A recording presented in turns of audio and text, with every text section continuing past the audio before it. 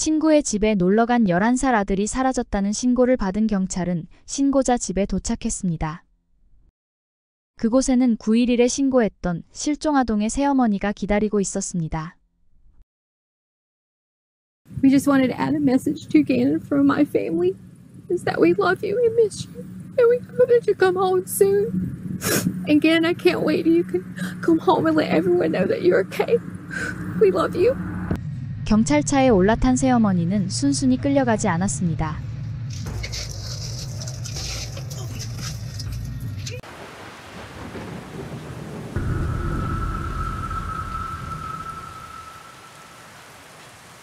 유진 스토크와 리티샤 스타우치는 세 자녀와 함께 콜로라도 스프링스 맨단 드라이브에 있는 집에 살고 있었습니다.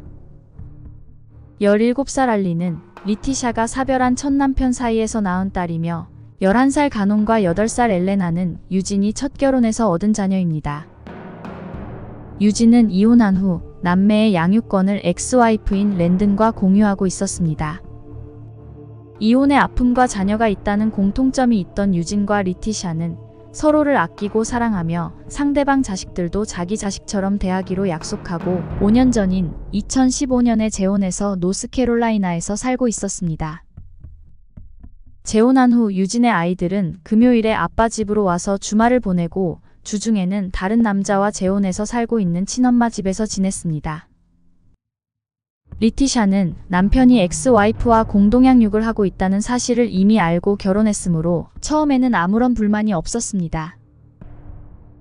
2019년 직업 군인이었던 유진은 노스캐롤라이나에서 1800km 떨어진 콜로라도로 발령을 받았습니다.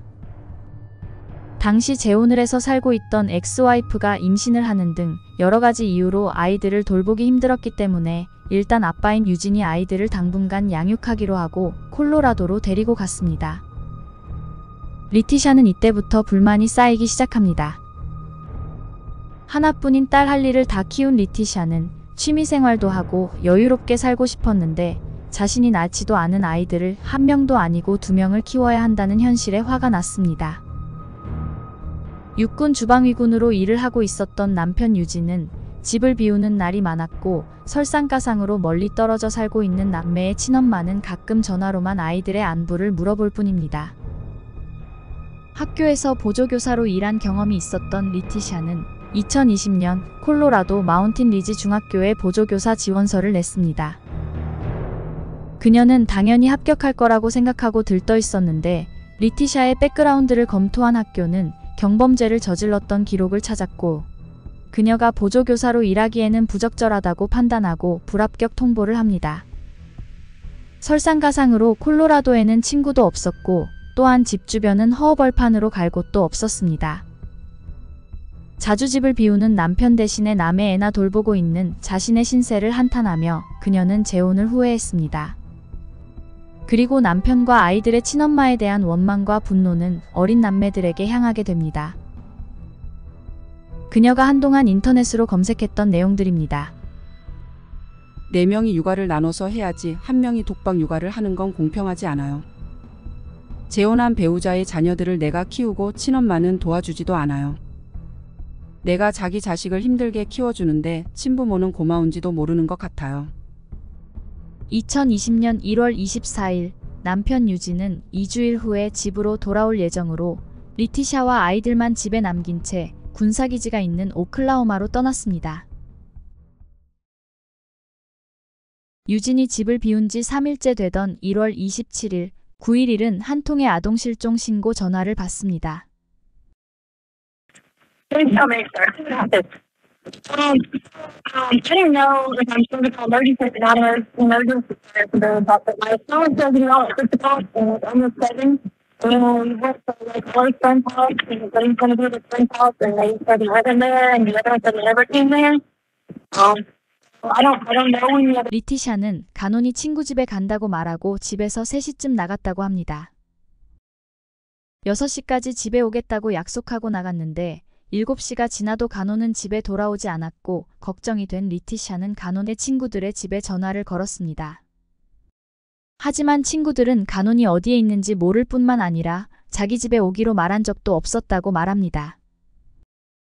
신고를 받고 집에 도착한 경찰에게 리티샤는 이렇게 말합니다. No, he's not here. So I was like, okay, maybe it's only one other person. So they kept leading us on all this chase of people who it could be. We covered a lot of houses, and at this point, the neighbors all stepped in and kind of went to the houses ourselves. And I'm almost positive he is with someone that he knows because he searched on his phone.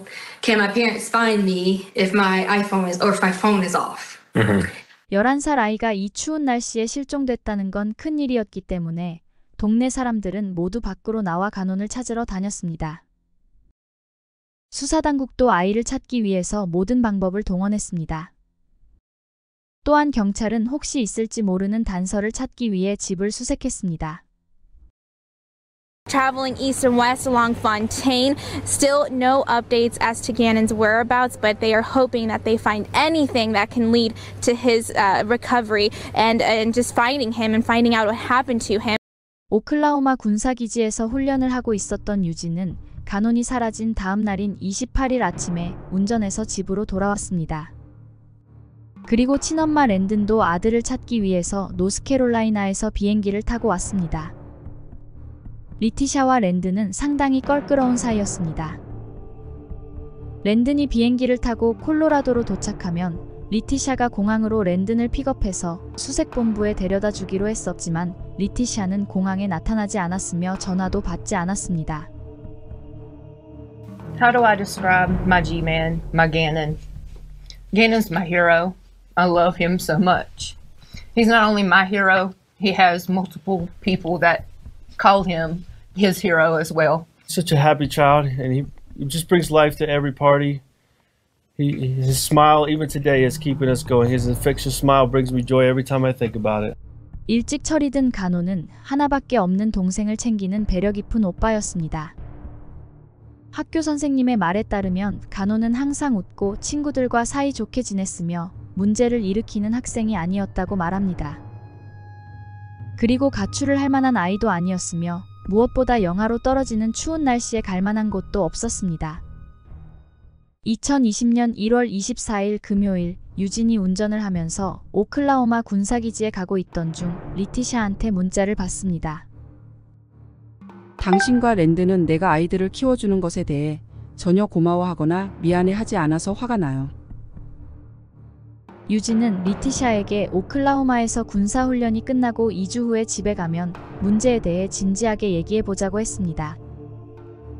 간혼이 실종되기 하루 전날인 1월 26일 일요일 리티샤는 유진에게 간혼과 엘레나를 데리고 하이킹을 다녀왔다고 문자를 보냈습니다. 그리고 그날 저녁 간혼이 촛불로 장난을 치다가 카펫에 불이 붙어 탔다는 문자를 유진은 리티샤에게 받았습니다. 1월 27일 월요일 아침 유진은 간혼이 몸이 좋지 않아서 학교를 보내지 않았다는 리티샤의 문자를 받았습니다. 무슨 일이 있었는지 리티샤에게 듣고 유진이 그녀에게서 받은 문자들을 확인한 경찰은 리티샤가 거짓말을 하고 있는 것처럼 느꼈습니다. 왜냐하면 아파서 학교에 가지 않은 애가 오후 3시에 친구 집에 놀러 갔다는 리티샤의 말이 이상했기 때문입니다. 게다가 간혼이 놀러 갔다던 친구의 이름도 그녀는 제대로 말하지 못했습니다. 리티샤의 진술은 앞뒤가 맞지 않았으며 일관성이 없이 자꾸 바뀌고 있었습니다. 간혼의 방을 샅샅이 둘러보던 경찰은 침대 및 카펫에 상당량의 피가 묻었던 흔적을 발견했습니다. 이에 리티샤는 간혼이 코피를 흘린 적이 있었고 그때 묻은 것이라고 설명했습니다. 리티샤가 실종 신고하기 전날인 26일에 그녀가 간혼에게 무슨 짓을 한 것 같다고 사람들이 수군거리자 그녀는 26일 저녁에 간혼이 카펫을 태운 후 우연하게 찍힌 음성 파일을 공개했습니다. 적어도 26일에 간혼이 살아있었다는 것을 증명하고 싶었나 봅니다. Shannon, I promise it's the last time I'm going to ask you. I'm just freaked out, okay? Are you sure you didn't do it on purpose? Okay, we promise. You promise. Pinky promise. Listen, all right, we're going to have to sell stuff to fix it, okay? So we figure out what we got to sell. We can sell the sofa. We can sell whatever, because we got to get it fixed. So, lady, don't be mad at us and kick us out of the house, okay? You got it? You got it? I'm just worried about my friend. Okay, shh. Listen. So tomorrow, 하지만 이런 일이 벌어진 다음 날 아파서 학교도 가지 않은 가논이 친구 집에 놀러 간다고 나가서 다시는 집에 돌아오지 않았다는 게 더 이상하게 보였습니다. 27일 월요일은 첫째 딸 할리는 일을 하러 나갔고 막내 엘레나는 학교에 있었으므로 가논과 리티샤만 집에 있었기 때문에 무슨 일이 진짜 일어났는지는 그녀 말고는 아무도 알 수 없습니다. 경찰이 자기를 의심하고 있다는 것을 느낀 리티샤는 한 경찰에게 조심스럽게 다가가서 중요하게 할 말이 있다고 말했습니다. 경찰은 그녀를 담당 수사팀이 있는 경찰서로 데리고 갔습니다. 상담실에 담당 수사관과 마주 앉은 리티샤는 지금까지 했던 모든 진술을 뒤집고 가논은 사라진 게 아니라 납치당했다는 충격적인 말을 합니다. 리티샤의 말에 따르면 1월 27일 월요일 그녀는 가논을 차에 태우고 건설 현장을 돌아다니면서 불에 탄 카펫을 고쳐줄 사람을 찾으러 다녔다고 합니다. 그리고 건설 현장에 있던 사람들 중에 한 남자에게 카펫을 수선하는 일을 도와줄 수 있는지 물었습니다. 아구아도라는 이름을 가진 남자가 도와주겠다고 나섰고 그가 아무 때나 와서 편하게 일할 수 있도록 리티샤는 그 남자에게 집 주소와 현관 비밀번호를 줬다고 합니다. 몇 시간 후 그녀가 밖에서 볼일을 보고 집에 돌아왔을 때 그 남자가 집안에서 남편의 총을 들고 있었습니다. He was standing in there. He had on gloves. In the storage closet? Yes. Okay. He had one of the guns. Okay. I was terrified. 그 남자는 리티샤를 바닥에 눕히고 몹쓸 짓을 하기 시작했고 가논은 그 남자를 엄마에게서 떼어내려고 노력했습니다. 그러자 남자는 가논을 공격하기 시작했으며 그때쯤 리티샤는 기억을 잃고 맙니다. 한참 후 그녀가 깼을 땐 남자와 가논은 집에 없었습니다. 수사관은 혹시 리티샤의 몸에 남아있을지 모르는 성폭행의 흔적을 찾기 위해 병원에 가서 검사를 받을 수 있는지 물었고 리티샤는 그렇게 기꺼이 하겠다며 처음에는 아주 협조적인 태도를 보였습니다. 하지만 얼마 지나지 않아 그녀는 여러 가지 핑계를 대며 병원에 가지 않겠다며 고집을 피웁니다. She said that I would be able to go. Like she didn't say I would be. Like I mean I'm sure I've been here hours. Mental health in this whole situation, and that's very important. You know, and I just want to go. My lips are burning, and I want to take a shower. I mean, look at my fingers. 그녀는 가논이 실종된 날부터 샤워를 하지 못해서 자기 몸이 너무 더럽기 때문에 남들이 몸을 검사하는 게 너무 창피하다고 말합니다. 이에 수사관은 샤워를 하면 몸에 묻어있을지 모르는 범인의 DNA가 없어지므로 범인을 잡고 아이를 찾기 위해서는 하기 싫어도 해야 한다고 말했습니다. 리티샤는 수사관의 끈질긴 설득 끝에 병원에 가기로 동의했습니다. 하지만 갑자기 숨을 쉬지 못하겠다며 가슴의 통증을 호소합니다. 신고를 받고 도착한 응급구조원은 그녀의 심장을 검사했고 아무런 문제를 발견하지 못했습니다. 결국 리티샤는 심신 안정이 필요하다는 이유로 병원에 가는 것을 거절했습니다. 실종 소식이 뉴스에 보도되고 알려지기 시작하자 많은 사람들이 소셜미디어를 통해 가논을 마지막으로 본 리티샤를 범인으로 지목하기 시작했습니다. 사람들은 그녀가 의도적으로 사실을 숨기고 있다고 느꼈습니다. 자신에 대한 부정적인 여론을 알게 된 리티샤는 결백을 알리기 위해서 지역 뉴스 방송국 KTV와 자발적으로 인터뷰를 합니다. Well, I'm not allowed to talk about anything with the case. I would more so be willing to talk about how the community needs to have faith and continue to work together and not make these false accusations, like the things that have been said that I've disappeared from the community. I haven't been there to help. 그녀는 다수의 익명의 사람들로부터 살해 협박을 받고 있다며 하소연했습니다. I took care of Gannon for the last 2 years in our home because his mother didn't want to do it. And I would never, ever hurt this child. And I know there's how Gannon is dead, and that's what they're saying. So I'm like, why are you saying Gannon is dead? He is not dead. We are going to find Gannon. And that's the main goal that we all... 그리고 가논이 돌아오면 자기를 의심했던 사람들로부터 사과를 받고 싶다고 말했습니다. really hope I get a sincere apology from everyone who has made all those things, especially from my husband. 하지만 그녀는 다시 인터뷰를 해도 되는지 KTV 기자에게 물었습니다. 자신이 너무 나쁜 여자처럼 비춰질까봐 걱정이 되었는지 두 번째 인터뷰에서는 눈물을 흘리며 말합니다. We just wanted to add a message to Gannon from my family, is that we love you and miss you, and we hope that you come home soon. And Gannon, I can't wait till you can come home and let everyone know that you're okay. We love you. 현지 경찰은 간혼을 찾기 위해서 군대, 자원봉사자와 경찰견, 드론 등을 동원해 대대적인 수색에 나섰습니다. 간혼 집에서 차로 1시간 거리에 있는 고속도로에서 수색대는 피가 묻은 나무 조각을 발견하고 과학수사대로 보냈습니다. 결과를 기다리고 있던 중 경찰은 리티샤가 할리를 데리고 친척을 만나러 사우스캐롤라이나로 떠났다는 사실을 알게 됩니다. 수사관은 동생 엘레나에게 사건 당시 기억나는 게 있는지 물었고 충격적인 얘기를 듣게 됩니다. 엘레나의 말에 따르면 간혼이 실종된 날 리티샤는 그녀에게 간혼방에 들어가지 말라고 신신당부했습니다. 그리고 오빠 방의 문은 오후 내내 열리지 않았다고 합니다. 수사관이 간혼방을 수색하기 위해서 문을 열었을 때 청소세제 냄새가 방에서 진동했습니다. 예전에 리티샤가 간혼이 코피를 흘려서 카펫에 피가 묻었다고 말했었던 곳을 뜯어냈습니다. 그리고 상당량의 피로 물들어 있는 시멘트 바닥을 발견하고 단순히 코피를 흘린 것이 아니라는 사실을 알게 됩니다. 이 정도로 많은 피를 흘렸다면 간혼이 살아있을 가능성은 희박해 보였습니다. 며칠 후 과학수사팀에 보냈었던 나무 조각에 묻어있던 피는 간혼의 것으로 결과가 나왔습니다.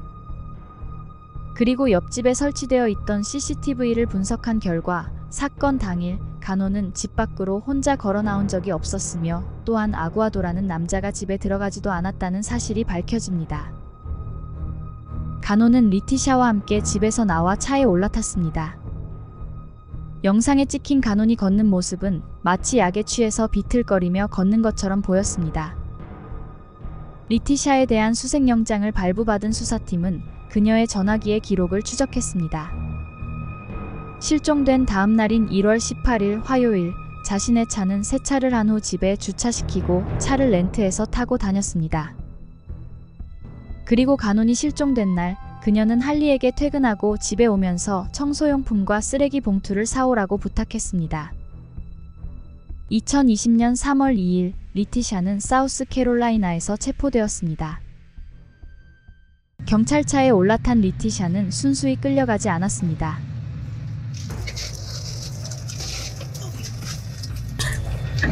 She got out of the streets.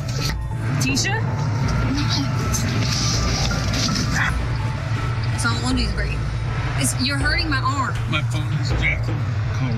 You're hurting my arm. You're hurting my arm. FBI는 리티샤가 간혼을 어디에 숨겼는지 알아내기 위해서 그녀를 신문하기 시작했습니다. Gannon is alive. Okay, and I can help you. Okay, great. But 리티샤는 간혼의 생사 여부와 위치에 대한 질문이 나오면 교묘하게 주제를 바꿨습니다. 그녀는 가족을 위해 희생하고 살았고 간혼을 찾기 위해 최선을 다했는데도 불구하고 사람들이 자신과 가족을 비난해서 힘든 시간을 보냈다고 말하며 현재 처한 억울한 상황에 대해 자세하게 설명했습니다. 그녀의 신세 한탄을 한참 들어준 FBI는 리티샤의 전화기와 컴퓨터에서 찾아낸 그녀가 직접 검색했던 내용들의 리스트를 꺼냈습니다.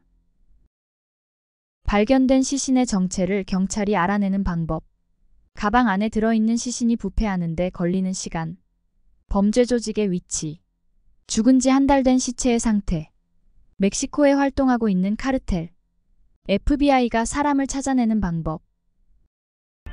The stuff that you've entered and deleted, like blood is spurting from an arterial bleed, direct pressure not controlling. do what? I didn't look this up. It's from your phone. Blood is what? Spurting from an arterial bleed. Don't like my stepson, should I get a divorce? 또한 그녀는 만약 범죄 조직의 협박으로 어쩔 수 없이 범죄를 저질렀다면 면죄를 받을 수 있는가라는 검색도 했었습니다. How to get blood out of sheets. Out of sheets? Mm-hmm. Oh, the blood out of sheets was because we always had always nosebleeds. If I ever From the blood in the house? That's what I'm thinking happened. I'm not saying he just got dismembered in the house, but there's enough blood in there that we don't think he survived. 리티샤는 자기 아들의 사건을 담당하고 있는 사람이 아이가 죽었을 거라는 부정적인 생각을 가지면 되냐며 언성을 높이기도 했습니다. How could you have possibly say that when you clearly see Gannon walking, leaving on Monday? That's No, leaving on Monday at 10, but he comes back. walking. Correct. Okay, walking. Not walking well. Totally fine. Stomach hurts. Walk with like this. Yes. Okay. Yeah, but he's back at 2. Back at 2. Mm-hmm. Okay. Because I did not do anything to Gannon. Why would I hurt our child? I had everything in the world. Why? I have no motive. None. 2020년 3월 17일 콜로라도 스프링스에서 2255km 떨어진 플로리다 페이스에 있는 다리 밑에서 교량 검사관들에 의해 여행 가방이 발견됐습니다. 가방 안에는 태아 자세로 담요에 쌓인 채 싸늘하게 식어있는 간혼이 있었습니다. 시신을 부검한 결과 턱에 총상과 복부에 칼로 찔린 자상이 있었으며 그리고 심한 충격을 받고 두개골이 골절된 것으로 밝혀졌습니다. 2020년 1월 27일 리티샤는 간혼에게 약을 먹여 정신을 몽롱하게 만들어 방어 능력을 떨어뜨린 후 무기를 이용해 그를 살해했습니다. 그리고 간혼의 시신을 여행 가방에 넣은 후 사람들이 찾지 못하는 어딘가에 숨겼습니다. 경찰의 수사망이 점점 좁혀오자 2월 1일 그녀는 시체가 든 가방을 차에 싣고 딸 할리와 함께 사우스캐롤라이나에 갔습니다. 이때 할리는 친척집에 가는 걸로만 알고 엄마를 따라갔습니다. 할리가 호텔에서 잠을 자고 있는 동안 리티샤는 혼자 차를 몰고 플로리다 페이스에 있는 다리에 갔습니다. 그리고 여행 가방을 다리 밑으로 던진 후 다시 운전해서 할리가 깨기 전에 호텔에 복귀했습니다. Never thought I'd be standing here. It's a nightmare. That this person, the stepmom that I even trusted, that she will pay 100% for this heinous thing she done. 2022년에 열린 재판에서 리티샤의 변호인 측은 심신미약의 이유로 무죄를 주장했습니다. 리티샤는 어린 시절 아동학대를 받은 트라우마로 인해 해리성 정체성 장애를 겪고 있다고 주장했습니다. 리티샤를 보호하기 위해 위험할 때 나오는 마리아라는 분신이 간혼을 죽였기 때문에 리티샤는 아무 잘못이 없다고 말합니다. 판사는 리티샤에게 주립병원에서 정신감정을 받도록 명령했고 검사 결과 그녀가 간혼을 살해할 때 제정신이었다는 결과가 나왔습니다. 결국 리티샤의 주장은 받아들여지지 않았고 배심원단은 리티샤에게 유죄를 판결했습니다. 2023년 5월 리티샤 스타우치는 시신 유기, 증거 조작, 1급 살인 등의 혐의로 가석방 없는 2번의 종신형을 선고받았습니다. 영상 제작에 힘을 보태주실 분들은 구독, 좋아요, 알림 설정 부탁드립니다.